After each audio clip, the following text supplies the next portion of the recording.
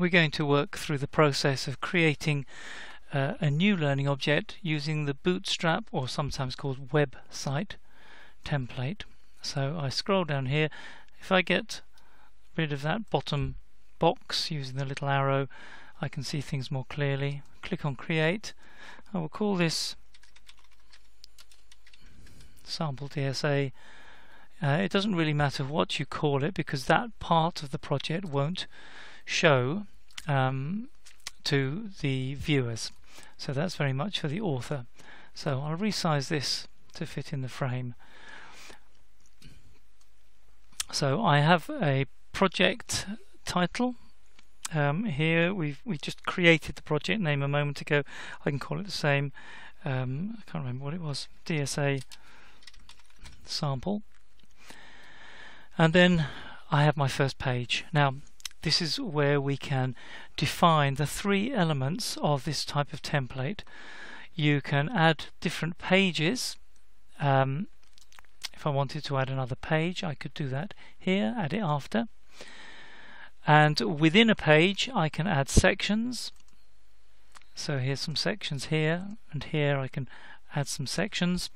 And then within a section, like here, I can add different elements like text, and then I can go back there. I can add an image underneath the text. I can add some more text beneath that, and then I simply go back to each of those and fill in what I need. Now again, the name of the text elements isn't important. That won't show. That won't show to the user. In here, this is the bit that will show. Now what I'd like to do is just to have a look at what this looks like in real life with a real example. So here's one we prepared earlier. So in this one we've clicked on this is the project title. Here is the page. We only have one page in this example on voice recognition with the title here, and then we've got within that page we've got a section called Voice Note 2 and a little bit of text. So if we want to have a look at what that looks like, we can do so now. So here we have the page. We only have one page here, voice recognition. There is the title of this page, and then here is the section, and in that section we have some text. Let's have a look at something slightly more advanced than this.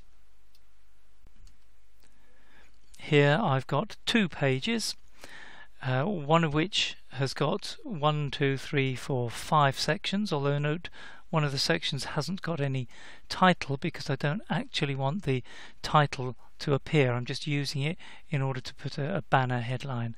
Let's have a look at what that looks like. Here is my section that's essentially invisible. There's no text in there because it's just showing the banner headline. Here's the section underneath it, and then the section underneath that. So this is all these are different sections, and in each section you'll notice I've got different elements like a video here and some text and some images.